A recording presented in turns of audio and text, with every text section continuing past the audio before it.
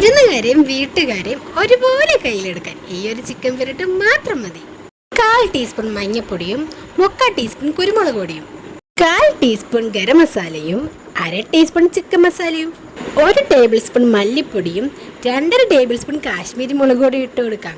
എരിവ് കൂടിയ മുളക് പൊടിയാണെങ്കിൽ 1.5 ടേബിൾ സ്പൂൺ മതിയാകും. 1 ടീസ്പൂൺ ഉപ്പും കൂടെ ചേർത്ത് കൊടുത്തതിന് ശേഷം ഒരു അരമുറി നാരങ്ങ നീരും കൂടെ ചേർത്ത് കൊടുക്കാം. അടുത്തതായിട്ട് ഒരു 8-10 തേങ്ങ കൊത്തും കൂടെ ചേർത്ത് കൊടുക്കാം. ഇതുപോലെ നീളത്തിൽ തന്നെ അരിഞ്ഞ് ചേർക്കണം എന്നില്ല, കുനുകുനാന്ന് അരിഞ്ഞ് ചേർത്താലും മതിയാകും. ഒരു തണ്ട് കറിവേപ്പിലും കൂടി ഇട്ട് കൊടുത്തതിന് ശേഷം 2 ടേബിൾ സ്പൂൺ വെളിച്ചെണ്ണ ചേർത്ത് കൊടുക്കാം. വെളിച്ചെണ്ണ തന്നെ എടുക്കാൻ പ്രത്യേകം ശ്രദ്ധിക്കണേ. കഴുകി വൃത്തിയാക്കി വെള്ളം പോയിരിക്കുന്ന ചിക്കൻ കഷ്ണങ്ങളോട് ഇട്ട് കൊടുത്തതിന് ശേഷം എല്ലാം കൂടി നന്നായിട്ടൊന്ന് ഇളക്കി യോജിപ്പിച്ച് കൊടുക്കാം.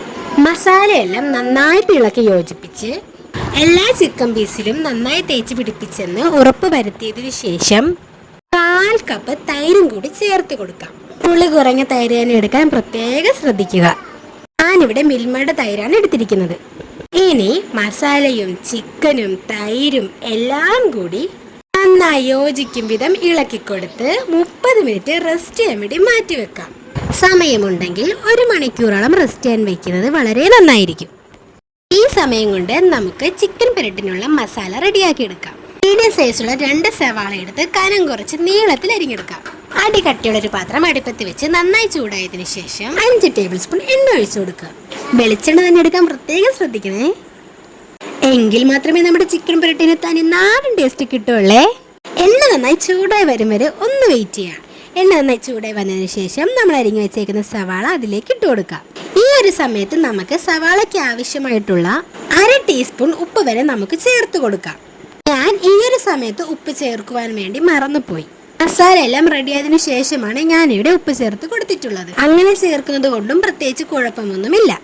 പിന്നെ ഈ സവാളയെല്ലാം നമുക്ക് നന്നായി തന്നെ ഒന്ന് വഴറ്റിയെടുക്കേണ്ടതായിട്ടുണ്ട്. ആരും എളുപ്പപ്പണിക്ക് വേണ്ടി അടച്ചു വെച്ച് ആവിയിൽ വേവിക്കുവാൻ വേണ്ടി നിൽക്കരുതേ. ഇളക്കി വഴറ്റിയെടുക്കുമ്പോഴേ ആ ഒരു തനിനാടൻ ടേസ്റ്റ് ഇവിടെ കിട്ടുകയുള്ളൂ.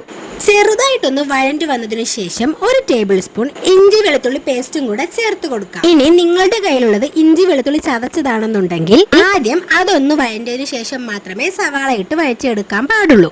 ഇഞ്ചി വെളുത്തുള്ളി പേസ്റ്റ് ഇട്ടതിന് ശേഷം 1 മിനിറ്റോളം നന്നായി തന്നെ വഴറ്റിയെടുക്കാം.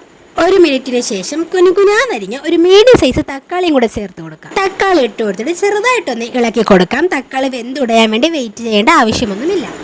ഈ ഒരു സമയത്ത് നമുക്ക് ഇതിലേക്ക് മസാല പുരട്ടി റെസ്റ്റ് ചെയ്യാൻ വെച്ചിരുന്ന ചിക്കൻ കഷ്ണങ്ങളും കൂടെ ചേർത്ത് കൊടുക്കാവുന്നതാണ്. ഇനി എല്ലാം കൂടി നന്നായി തന്നെ ഒന്ന് ഇളക്കി യോജിപ്പിച്ച് കൊടുക്കാം. പൊടികളുടെ എല്ലാം പച്ചമണം നന്നായി മാറും വരെ ഒരു 3 മിനിറ്റ് നമുക്ക് നന്നായി തന്നെ ഒന്ന് ഇളക്കി യോജിപ്പിച്ച് കൊടുക്കാം. ഈ ഒരു സമയത്ത് തീ ലോ ടു മീഡിയം ഫ്ലെയിമിലേക്ക് മാറ്റാൻ മറക്കരുത്. സവാള വഴറ്റിയപ്പോൾ ഉപ്പിടാത്തത് കാരണം ഞാൻ ഈ ഒരു അവസരത്തിലാണ് ഉപ്പ് ചേർത്ത് കൊടുക്കുന്നത്. ഇനി ഇതിലേക്ക് 1/4 കപ്പ് വെള്ളം കൂടെ ചേർത്ത് കൊടുക്കാം. വെള്ളം ഒരുപാടായിട്ട് അങ്ങ് ചേർക്കരുത്. നമ്മളിത് അടച്ചു വെച്ച് വേവിക്കുന്ന സമയത്ത് ഇറച്ചി കഷ്ണങ്ങളിൽ നിന്നും വെള്ളം ഇറങ്ങാനുള്ള ചാൻസ് ഉണ്ട്. അതുകൊണ്ട് ഈ ഒരു സമയത്ത് വെള്ളം കൂടുതൽ ഒഴിച്ചു കഴിഞ്ഞാൽ ചിക്കൻ പെരട്ടിന് പകരം ചിക്കൻ കറിയായിട്ട് മാറുന്നതായിരിക്കും. ഇനി ഇതിവിടെ തിളയ്ക്കാൻ തുടങ്ങുന്ന ഈ ഒരു സമയത്ത് അടച്ചു വെച്ച് 5 മിനിറ്റ് വേവിക്കേണ്ടതായിട്ടുണ്ട്. 5 മിനിറ്റിന് ശേഷം തുറന്ന് ഇതിലേക്ക് 15 കൊച്ചുള്ളി ചെറുതായി കനം കുറച്ച് അരിഞ്ഞതും കൂടെ ചേർത്ത് കൊടുക്കുക. ഈ ഒരു സ്റ്റെപ്പ് സ്കിപ്പ് ചെയ്യാതെ അങ്ങ് ചേർത്തേക്കണേ.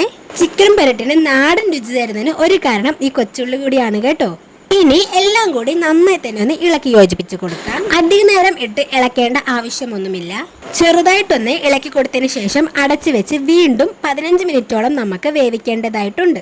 ഈ 15 മിനിറ്റിൽ 5 മിനിറ്റ് കൂടുമ്പോൾ തുറന്ന് നന്നായിട്ടൊന്ന് അടിയായി ചേർത്ത് ഇളക്കി കൊടുത്ത് വീണ്ടും അടച്ചു വെച്ച് വേവിക്കുക. 15 മിനിറ്റിന് ശേഷം തുറന്നപ്പോൾ നമ്മുടെ ചിക്കൻ പെരട്ട് ഏകദേശം ഇവിടെ റെഡി ആയിട്ടുണ്ട്. ഒരു 3 മിനിറ്റും കൂടി നന്നായി തന്നെ ഒന്ന് ഇളക്കി യോജിപ്പിച്ച് കൊടുക്കാം. ഈ ഒരു അവസരത്തിൽ കറിയിൽ വെള്ളം കൂടുതലായിട്ട് തോന്നുകയാണെങ്കിൽ ഒരിക്കലും വീണ്ടും അടച്ചു വെച്ച് വേവിക്കരുത്. കുറച്ച് സമയം കൂടി നന്നായി തന്നെ ഇളക്കി വരട്ടി കൊടുക്കുക. അപ്പോൾ ഇത്രയേ ഉള്ളൂ കേട്ടോ. വിരുന്നുകാരുടെയും വീട്ടുകാരുടെയും മനസ്സും വയറും ഒരുപോലെ നിറയ്ക്കാൻ കഴിയുന്ന അസാധ്യ രുചിയിലുള്ള തനി നാടൻ ചിക്കൻ പെരട്ട് ഇവിടെ റെഡി ആയിരിക്കുകയാണ്. അപ്പോൾ എല്ലാവരും ഇന്ന് തന്നെ ട്രൈ ചെയ്ത് നോക്കൂട്ടോ. വീഡിയോ ഇഷ്ടമായ ലൈക്ക് ചെയ്യാനും അതുപോലെ നമ്മുടെ ചാനൽ സബ്സ്ക്രൈബ് ചെയ്ത് സപ്പോർട്ട് ചെയ്യാനും മറക്കരുത്. അടുത്തൊരു വീഡിയോ വീണ്ടും വരുന്നത് വരെ ടാറ്റാ ബൈ ബൈ.